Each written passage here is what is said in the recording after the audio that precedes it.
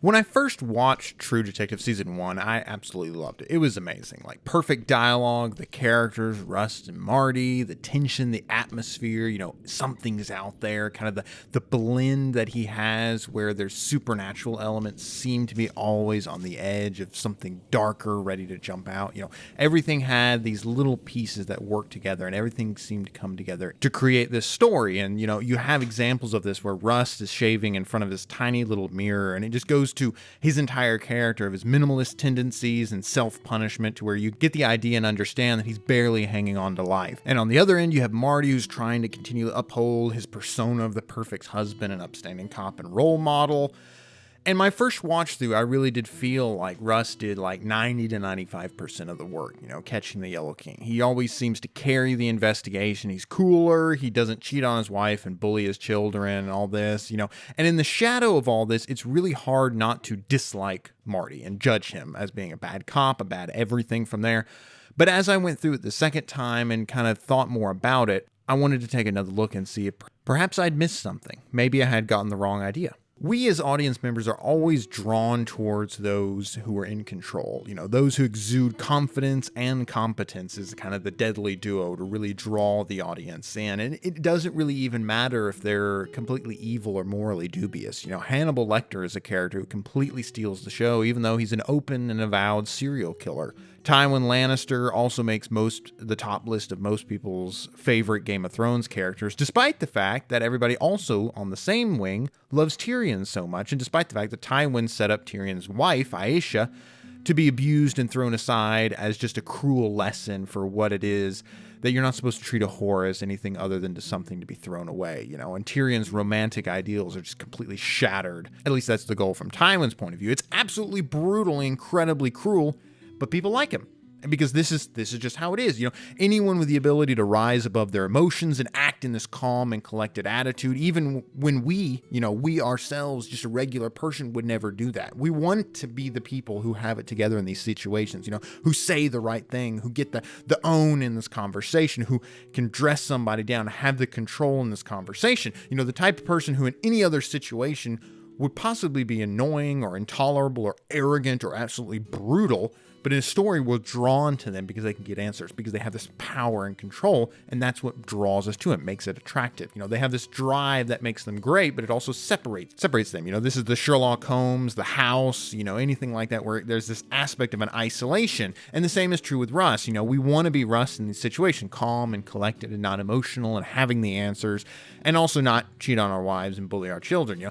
But in reality, most of us would be a lot closer to Marty, given the choice between the two. Certainly not in all he does, because he fails utterly and completely in a lot of ways. But none of us really are nowhere near as obsessive as Rust has to be in order to catch the Yellow King and find all these little threads and breadcrumbs from here. Can you imagine what it takes and what it took for him to go so deep undercover for years, to where he's cut off all contact to the outside world, and he's just completely enmeshed in the system, and he doesn't really seem to care, and that's it, because he doesn't really have anything to return to. He's lost his family, and he's given up on life. He's a complete workaholic who has nothing but his job and the hunt.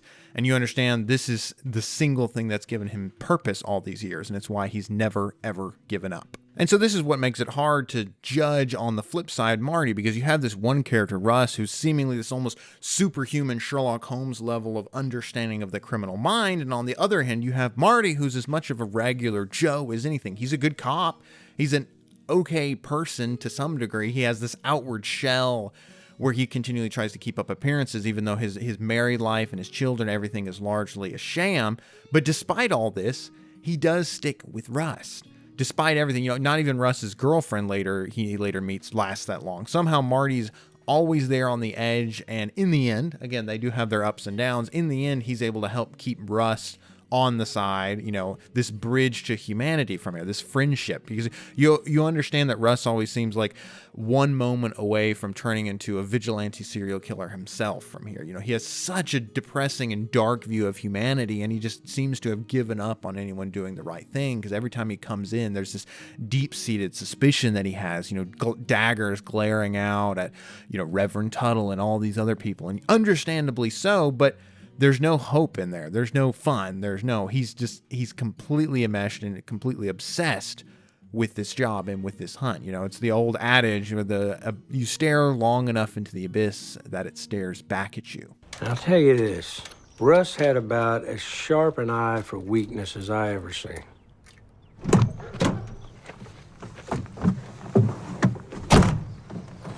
And so in the opening scene of the show, you can really see the dynamic come into play. Marty drives them there. He does all the talking, organizes the other cops and the trooper, and he just steps away and leaves Russ alone to investigate the body. There's this sense of, leave the man to do what he does best, and Marty immediately jumps up and coordinates with everyone else. You can see that Marty kind of takes this leadership role in society, and Russ kind of takes this delve into the deep, dark aspect of what's going on with this. You're trying to figure out, is this a cult? Is this satanic? Is this, just sexual perversion? What's the motivation here? What's this killer's motivation from here? And there's almost a weird aspect where it's like Russ seems to know too much about the killer, that there's a lot of times where people give him this side-eye glance where they're just like, huh?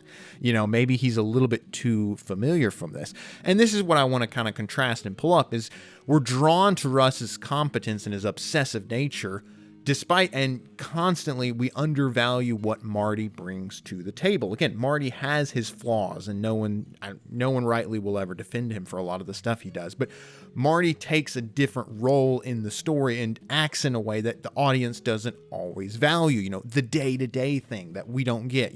Marty is the type of guy that you want to have a beer with. He's the guy who's fun to be around. He can tell stories. He can entertain.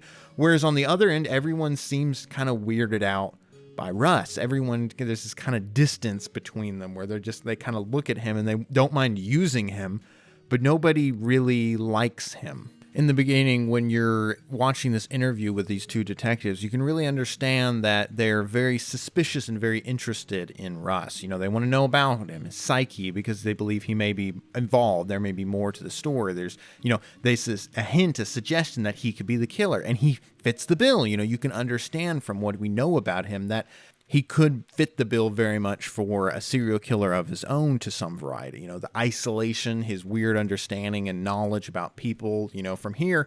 And on the flip side, again, to contrast this with Marty, Marty's funny. He's charismatic. He balances out Russ's character so well to where it allows Russ to play the obsessive role. Marty acts as this protector in order to keep him on the task force, in order to keep this this case from getting taken away from them. We've been tasked with investigating crimes with possible occult links. There's been a rash of animal mutilations, cemeteries defiled. And they want to see what we have on the Lane case. Uh-huh. Well, this task force is important to the commander and to the governor's office. A lot of people are concerned about it. Me, I don't see the connection between two dead cats and a murdered woman. This God-bothering shit. It's a political circle jerk. You know this. Is this a place you live? Where are you, huh? You had anything in the last weeks? You got a suspect? Give us some more guys to follow up KAs, track records. So our bosses don't want you at all. You understand? I don't want you. You are upright only by the grace of this man's reputation. He's balancing, there's that quote. It's like, you're only here because of this man's reputation. That's what Marty's doing for him. He's protecting. And that's not necessarily something we always value and appreciate in a story, because we appreciate the dark guy who's going to go his own way and find the answers no matter what, instead of the guy who day to day offers this level of normality to the story. We don't always offer that. Again, Marty plays the Watson role, and the Watson is who really allows Sherlock to be Sherlock. The character, the foil character who sits up there and goes, wait, how did you figure out? And then the smart character goes and explains it. They offer this balance, because too much of Marty would drive us all nuts. His just inane, comments as he's like sitting along, driving, and he's talking about time as a flat circle, about how this town is a memory of a town and else. And Marty kind of plays the other side of this, where he's just like, what the heck are you talking about, from here?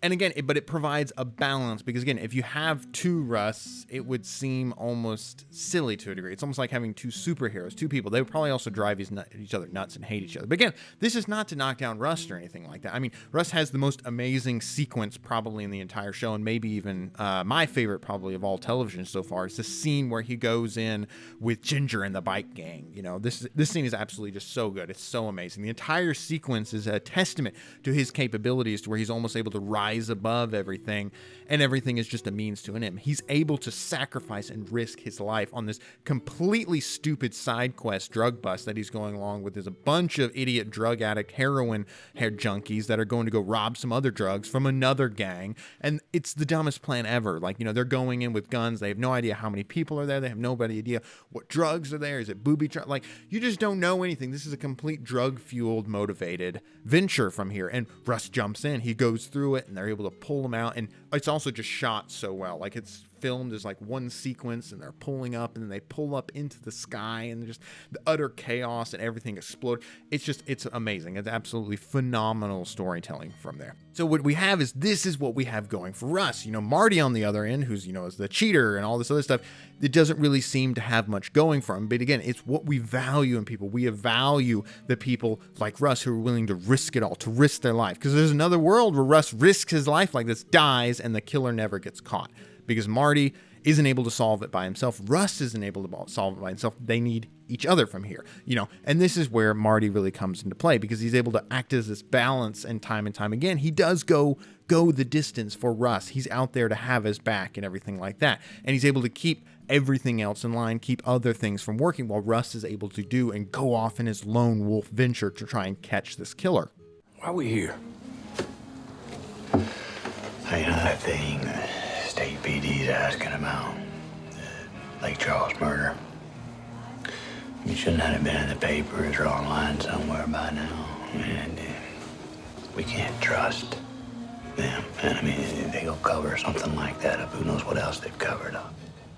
And so imagine yourself after a long day of work, hours and hours on the road, and you just want to go home and kind of depress, watch your TV show, kick back on the couch, and your coworker just begins spouting off on just some wild, crazy stuff. Nature created an aspect of nature separate from itself. We are creatures that should not exist. We are things that labor under the illusion of having a self, this accretion of sensory experience and feeling, programmed with total assurance that we are each somebody, when in fact everybody's nobody. I wouldn't go around spouting that shit I was you. People around here don't think that way. I don't think that way. I think the honorable thing for our species to do is deny our programming.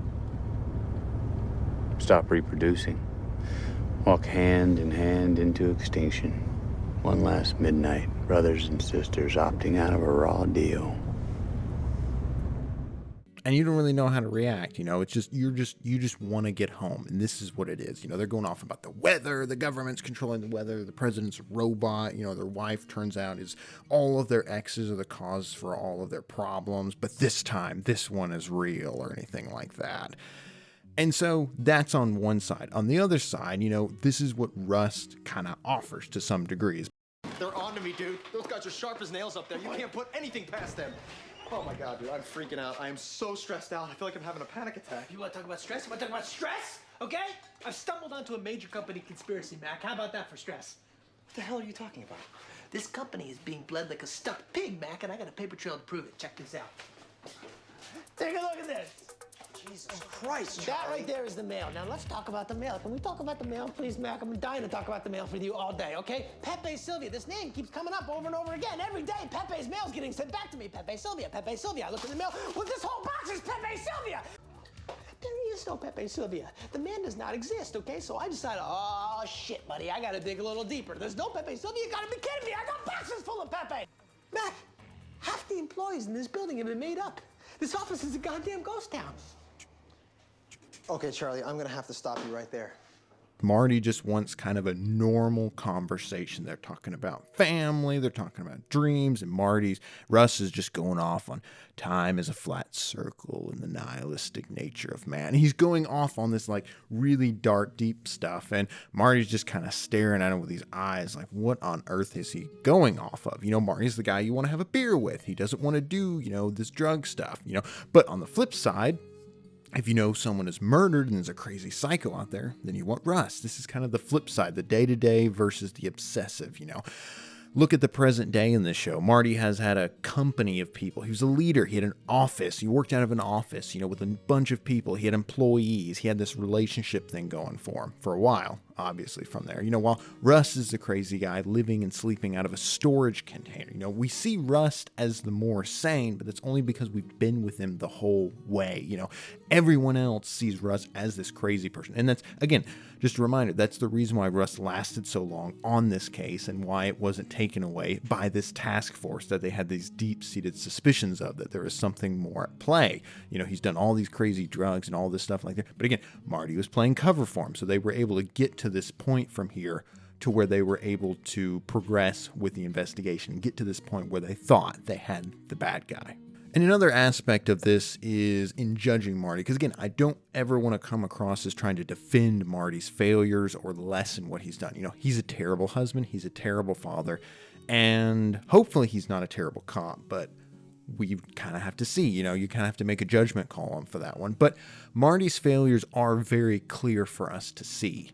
We don't see Russ. We don't see Russ failures with his girlfriend. We don't see Russ failures previously with his wife, and his daughter and everything like that, I like to think he would have been better, and I think he maybe would have, but we don't get to see it, and we see how he hates the way Marty squanders his marriage and his children because he himself, maybe he did the same thing, You get the idea that Marty is someone who has no idea and understand what the value of what he has, but this is what makes, the story so real. This is what makes it hurt so much as you're watching this, where you're seeing Marty makes these mistakes over and over again. You can see it from Russ' perspective, and it could be the reason why Russ knows these are mistakes and sees where Marty's going is because maybe Russ did the same thing. We don't really know. And again, at the very end, Marty pulls through at the last minute discovery, right at the end, connecting the dots with the green shed, the green ears and the painted shed, and kind of connects these final few pieces are there. They happen because of Marty. Even though Rust has done all of this work connecting this obsessive nature all of these years, he's never given up in finding the true Yellow King. He's the one who originally, during that interrogation found out that they got the wrong guy, years later. So there's the person's still out there from there. And this is what makes them work so well together, is you have the balance of the two. You don't want two Rusts to just drive everyone nuts, and you don't want two Martys because they never get anything done. You want someone to balance the humanize Rust, the tax man, the robotic calculations that he's making through human nature, but also, despite everything he has, Marty still has this ability to look on the brighter side, despite, Rust's nihilistic tendencies, where, there's that brutal scene where they're interviewing the lady who murders all of her own children, and Rust just kind of like, they're talking to her and she's breaking down, and finally he gets a confession at the very end. He just goes up to her and whispers, people who harm children don't do well in prison. Maybe you should kill yourself. It's just this brutal message that he's just driving home. And you can see Russ is always seemingly on the edge. This is why everyone's suspecting him that he could be the one who's actually the Yellow King. There's something going on here. But Marty plays this counterbalance because Marty in this instance is just disgusted by it. Well, Russ has this kind of calculating surgical precision of, maybe you should end your life. It's that darkness that he's trying to keep at bay. And again, Russ is awesome for all these, everything he's done with the gangs, with Ginger, going into this deep dive from here. But Marty's probably a lot closer to where we actually are from there, and it's something that we don't appreciate or value to the same degree that we do Russ, in terms of this inhuman ability to continue and searching from there, to be the bad men, the world needs from there. But again, the dynamic is what makes it, because there's so much of the show where it's just both of them talking. It's one-on-one, they're talking in this interview room, but they're both together driving around in a car talking. And it's amazing to think how much of this show is just them talking, but it's their dynamic is what makes the show, and it's what makes it work. And their flaws are what accentuate and make it the most and make it work so well. But yeah, let me know what you guys think. Should I have been harder on Marty? Should I have been harder on Russ? You know, who did you guys like on your first watch through? Did that change with the second one from there? You know, is it Russ train all the way, or is it, you know, is it really the partnership? Is it something that Marty does end up getting undervalued? That's what I think from there. At least that's what I did myself, and I think that's where some people are. But we'll see. Let me know. Let me know what you think, or if I'm wrong from there. And yeah, if you don't mind, if you guys wouldn't mind, please do like and subscribe, anything like that, or comment down below. Everything really helps with the algorithm, and videos kind of seem to live or die based on that, and little else from there. So again, I really appreciate you guys, and I will see you in the next one.